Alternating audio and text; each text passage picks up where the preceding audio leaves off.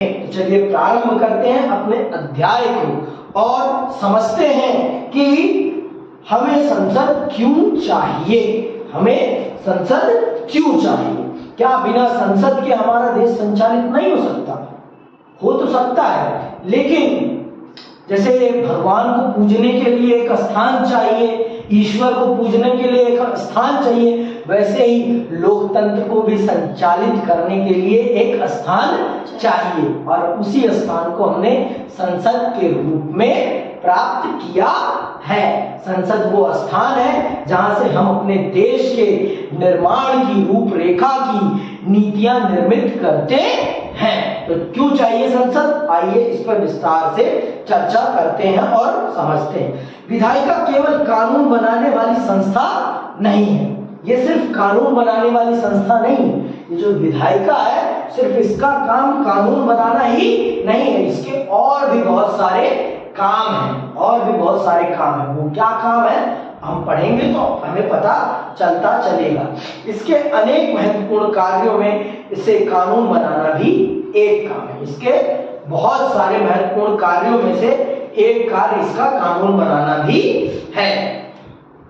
यह सभी लोकतांत्रिक राजनीतिक प्रक्रियाओं का केंद्र है। यह सभी लोकतांत्रिक और आपकी राजनीतिक प्रक्रियाएं, जितनी भी लोकतांत्रिक और राजनीतिक प्रक्रियाएं होती हैं, ये उसका केंद्र बिंदु है। यहीं से आपकी सारी की सारी लोकतांत्रिक और राजनीतिक प्रक्रियाएं और होती हैं, ठीक है, क्योंकि ये आपका एपिसेंटर है। जैसे अब भाई हर जगह तो खाना नहीं बन सकता ना, खाना बनने का भी एक स्थान है। वो क्या है आपका? किचन। किचन में सिर्फ खाना ही तो नहीं बनता ना, और भी चीजें आपके किचन का सामान भी रखा होता है। आपके घर का वो सबसे पवित्र स्थान होता है। क्यों? क्योंकि आप वहां पर अपने लिए आहार तैयार करते हैं और आहार आपके जीवन में क्या है? वो आपके जीवन की ईंधन है, आपके जीवन का ईंधन है। देखो किसी भी गाड़ी में सबसे इंपॉर्टेंट पार्ट क्या है उसका? इंजन। इंजन क्यों? क्योंकि इंजन से ही पूरा का पूरा पूरी की पूरी गाड़ी चलती है। तो उसी प्रकार से इंजन चलता किससे? ईंधन से। और जब तक ईंधन नहीं डलेगा तब तक तो इंजन चलेगा ही नहीं। तो वैसे ही हमारे देश की संसद जो है वो हमारे देश का ईंधन डालने वाली टंकी है, जहां हम अपना ईंधन डालते हैं और अपने देश को चलाने के लिए नीतियां गढ़ते हैं। समझ में आ गई बात? वो हमारे ईंधन डालने वाली टंकी है, जहां हमारे देश का ईंधन कलेक्ट होता है और उससे देश को चलाने वाली गतिविधियों को प्रारंभ किया जाता है। ठीक, आगे सुनिए आप। संसद में बहुत से दृश्य देखने को मिलते हैं। संसद में बहस, बहिर्गमन, विरोध प्रदर्शन, सर्वसम्मति, सरोकार और सहयोग आदि इसे अत्यंत जीवंत रखते हैं। ये सभी बहुत ही महत्वपूर्ण उद्देश्यों को पूरा करते हैं। दरअसल वास्तविक प्रतिनिधित्व वाली कुशल और प्रभावी विधायिका के बिना सच्चे लोकतंत्र की कल्पना नहीं की जा सकती। विधायिका जनप्रतिनिधियों का जनता के प्रति उत्तरदायित्व सुनिश्चित करती है। यह वास्तव में प्रतिनिधिक लोकतंत्र का आधार है। देखिए बहुत से लोग ये सोचते हैं कि बिना विपक्ष के लोकतंत्र रह सकता है। उन मूर्खों को यही नहीं पता कि एक विपक्ष लोकतंत्र की जड़ है। विपक्ष भी लोकतंत्र की जड़ है। अगर पक्ष को कोई टक्कर देने वाला नहीं है तो फिर लोकतंत्र नहीं है। लोकतंत्र को मजबूत करने के लिए आपके पास विपक्ष होना भी बहुत जरूरी है। तो यही बात यहाँ पर भी कही जा रही है। दरअसल वास्तविक प्रतिनिधित्व वाली कुशल और प्रभावी विधायिका के बिना सच्चे लोकतंत्र की कल्पना नहीं की जा सकती। विधायिका जनप्रतिनिधियों का जनता के प्रति उत्तरदायित्व सुनिश्चित करती है। यह वास्तव में प्रतिनिधिक लोकतंत्र का आधार है। संसद वो स्थल है जहां आप अपने प्रतिनिधियों से सवाल कर सकते हैं, उनसे प्रश्न पूछ सकते हैं कि आप हमारे लिए क्या कर रहे हैं, और ये उनका उत्तरदायित्व है कि वो आपको आपके प्रश्नों का उत्तर दें। उनका ये उत्तरदायित्व है कि वो आपको आपके प्रश्नों का उत्तर दें, क्योंकि ये उनका परम कर्तव्य है, ये उनका परम कर्तव्य है, उनका ये दायित्व है कि वो आपके प्रश्नों का उत्तर दें और आपको अपने उत्तरों से संतुष्ट करें। ये उनका काम है। हमारा काम है उनसे सवाल करना। बहुत से लोग बोलते हैं कि हमें सरकार के कामों में इंटरफेयर नहीं करना चाहिए। क्यों नहीं करना चाहिए भाई? वो काम किसके लिए कर रहे हैं? हमारे लिए कर रहे हैं ना। तो हमें नहीं पता होना चाहिए कि वो काम क्यों हो रहा है, उससे हमें क्या फायदा होगा। हमारा काम है ना ये पूछना। अगर आप मेरे लिए कर रहे हैं काम और मुझे ही नहीं पता चल रहा है कि ये मेरे लिए किस प्रकार से उपयोगी होगा, तो उस काम का कोई महत्व है? आप मेरे लिए कपड़ा बना रहे हैं, लेकिन आप मेरे साइज का ही नहीं बनाएंगे तो मेरे लिए फायदेमंद होगा? वो फायदेमंद तो तब होगा जब आप मेरे साइज का, मुझसे मेरी पसंद का काम करेंगे ना। बिना आपने आपका मन करा, आपने मेरे लिए ब्लू कलर की शर्ट बना दी, मुझे नहीं पसंद, मैं नहीं लूंगा।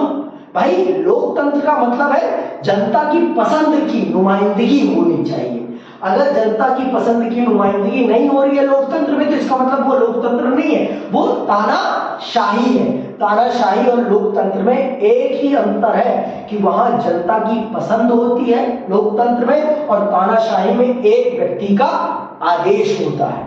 आदेश और पसंद में अंतर होता है। अब कभी कभी घर में हमें मम्मी की पसंद का खाना खाना पड़ता है, कभी कभी हम अपनी पसंद का आदेश। मम्मी की जब पसंद का हम खाना खाते हैं तो आदेश से खाते हैं, इच्छा से नहीं खाते। और जब हम अपनी पसंद का खाते हैं तो वो हम अपनी इच्छा से खाते हैं। तो इच्छा का अंतर है, बस समझ में नहीं बात। तो यही लोकतंत्र में भी बात है, लोकतंत्र में भी बात यही है। और संसद वो स्थान है, संसद वो स्थान है जहां हम अपने इन सांसदों से, विधायकों से प्रश्न पूछते हैं कि तुम हमारे लिए क्या कर रहे हो। और ये प्रश्न पूछने का काम हमारा विपक्ष करता है, हमारे लिए हमारा विपक्ष करता है हमारे लिए कि आप हमारे देश की जनता के लिए क्या कर रहे हैं। तो जितना जरूरी पक्ष है, जितना मजबूत पक्ष होना जरूरी है, उतना ही मजबूत विपक्ष होना भी जरूरी है एक देश के लिए। और मैं आपको पहले ही बता चुका हूं, हमारे देश में जो लोकतांत्रिक पद्धति है उसमें जो अपने प्रतिद्वंदियों से अधिक संख्या पाता है वो जीतता है एक निर्वाचन क्षेत्र, ना कि एक बहुमत वाली जनता उसे जिताती है। उसे सिर्फ एक समूह जिता देता है और वो उसी समूह के बल पर उस पूरे 100% जनता का प्रतिनिधि बन जाता है। 30% जनता के सहयोग से वो 100% जनता का प्रतिनिधित्व करता है। यह आप समझ चुकी हैं बहुत अच्छे से। हमारे चुनाव सिस्टम की ये एक बहुत बड़ी खामी है कि अगर आपको 100 में से 30% लोगों का समर्थन मिल गया तो आप उस क्षेत्र के प्रतिनिधि बन जाते हैं, क्योंकि आपके विपक्ष होता है, आपके प्रतिद्वंदी होते हैं, और आपके प्रतिद्वंदी जब वोटों को बांट लेते हैं आपस में तो वोट परसेंटेज कम हो जाता है जीतने के लिए आपके लिए, और आप आसानी से विजयी बन जाते हैं। तो ये हमारे देश के लोकतंत्र की एक छोटी सी खामी है, लेकिन इस खामी को दूर करने के लिए हमारे देश की जनता को अवेयर करना बहुत जरूरी है। जब तक हमारे देश की जनता इस सिस्टम को सही ढंग से समझेगी नहीं, तब तक वो सही ढंग से चुनाव ही नहीं कर पाएगी। उसे अगर चुनाव करने का सही तरीका जब तक पता नहीं चल पाएगा, तब तक वो सही ढंग से चुनाव नहीं कर पाएगी। ये बात हमें बखूबी तौर पर समझना पड़ेगा और अपनी जनता को भी समझाना पड़ेगा। और इस संसद में उन्हीं लोगों को भेजना है जो सच में प्रतिनिधित्व करने के योग्य हैं, जो सच में जनता का प्रतिनिधित्व करने के योग्य है। तो अब आपको समझ में आ गई संसद क्यों चाहिए आपको। जिस प्रकार से भगवान को पूजने के लिए आपको मंदिर चाहिए, उसी प्रकार से देश के लोकतंत्र को संचालित करने के लिए आपको संसद चाहिए। आगे सुनिए। इसके बावजूद अधिकांश लोकतंत्रों में कार्यपालिका के मुकाबले विधायिकाएं अपना महत्व खोती जा रही हैं। भारत में भी मंत्रिमंडल नीति निर्माण की पहल करता है, शासन का एजेंडा तय करता है और उसे लागू करता है। इससे कुछ आलोचकों का यह आलोचकों को यह कहने का मौका मिल गया है कि संसद का हश्र हो गया है, लेकिन अत्यंत शक्तिशाली मंत्रिमंडल को भी विधायिका में बहुमत की आवश्यकता होती है। आप ये जान चुकी हैं, जो आपकी कार्यपालिका, राजनीतिक कार्यपालिका में लोग बैठे हैं, उनको उस जगह पहुंचने के लिए विधायिका में ही क्या चाहिए? बहुमत। बिना विधायिका, बिना संसद में अपने बहुमत को सिद्ध करे वो कार्यपालिका के, राजनीतिक कार्यपालिका के सदस्य नहीं बन सकते। तो कितना भी हो, संसद अपना महत्व नहीं खो सकती है। एक लोकतांत्रिक समाज में संसद का वही महत्व है जो महत्व हमारे घर में हमारी माताश्री का होता है। कहने के लिए बहुत से लोग कहते हैं, बहुत कहा जाता है कि मम्मी तो कुछ नहीं करती, लेकिन मम्मी जितना करती है ना उतना कोई नहीं करता। ये हमें दिखाई नहीं पड़ता वो आर्थिक तौर पर हमारे लिए कुछ काम करे या ना करे, लेकिन जितना वो हमारे लिए भरण पोषण का काम करती है, हमारी देख रेख करती है, उतनी देख रेख कोई भी नहीं करता है। तो जो भारतीय राजनीति में जो भूमिका मम्मी की है, वही भूमिका भारतीय राजनीति में संसद की है, वही भूमिका भारतीय राजनीति में संसद की है। दिखता नहीं है लोगों को कि संसद में तो सिर्फ बहस होती है, कानून भी कहाँ बनता है? कार्यपालिका, राजनीतिक कार्यपालिका सब तय कर लेती है, उसके बाद उसे संसद में पेश करके बहुमत होता है तो सिद्ध करके निकल जाती है। लेकिन आप ये भी देखिए कि वही संसद है जहां पर उन कानूनों पर बहस भी होती है, उन कानूनों पर सही सवाल भी पूछे जाते हैं। लेकिन आज की जो सरकार है वो पूर्ण बहुमत की सरकार है और वो किसी को सब प्रश्न पूछने ही नहीं देती। ये बड़ी गड़बड़ी की बात है और हमारी जनता भी बस देखती रहती है और ये बहुत ही खराब चीज है। एक लोकतांत्रिक समाज में विपक्ष को उनके प्रश्न पूछने देने चाहिए और पक्ष का ये कर्तव्य है कि वो विपक्ष के द्वारा पूछे गए सवालों का उत्तर दे। अभी आप जब पढ़ेंगे ना संसद को, तो संसद के ये प्रमुख कर्तव्य है, संसद में ये काम सारे होने चाहिए। तो आप समझ गए ना संसद क्यों है। तो आप बहुत से लोग कह रहे हैं कि राजनीतिक कार्यपालिका के पास जब अपार बहुमत होता है तो वो विधायिका को उतना महत्व नहीं देती। ये सत्य भी है, ये मैं झुठलाऊंगा भी नहीं। आज की सरकार कुछ ऐसी है कि जो उनके पास विधायिका में बहुत अपार बहुमत है, 318 का बहुमत है, उनके 318 सांसद जीते हुए हैं, तो उनको संसद में कोई भी विधेयक पास कराने में ज्यादा समस्या नहीं आती। तो वो पहले से ही पूरी रूपरेखा तैयार करके आते हैं विधायिका में और अपना जो भी कानून होता है उसे पास करके चले जाते हैं और उस पर ज्यादा बहस सवाल नहीं होता है, जो कि बहुत ही गलत है। ये जो 318 भाजपा के सांसद हैं, इनका भी तो कर्तव्य है ना कि अपनी सरकार से सवाल करें, लेकिन ये लोग अपनी पार्टी के पक्ष में रहने के कारण ये सवाल ही करना भूल जाते हैं कि इनको जनता ने भेजा है। इनकी कर्तव्य निष्ठा जनता के प्रति है, ना कि पार्टी के प्रति, लेकिन ये लोग पार्टी से प्रेम करने लगते हैं और ये हमारे देश की सबसे बड़ी खामी है। हमारे देश के लोकतंत्र की सबसे बड़ी खामी है कि जिस पार्टी के सांसद जीतते हैं वो अपनी पार्टी के वफादार बन जाते हैं, ना कि देश की जनता के। और इनकी वफादारी किसके प्रति होनी चाहिए? देश की जनता के प्रति, अपने क्षेत्र की जनता के प्रति। लेकिन ये लोग अपने क्षेत्र की जनता के प्रति वफादारी न निभाकर अपनी पार्टी के प्रति वफादारी निभाते हैं, जो कि सरासर लोकतंत्र के खिलाफ है, जो कि सरासर लोकतंत्र के खिलाफ है। लोकतंत्र के पक्ष में यही है कि आप भी प्रश्न पूछें अपनी ही सरकार से, लेकिन ये लोग नहीं पूछते हैं।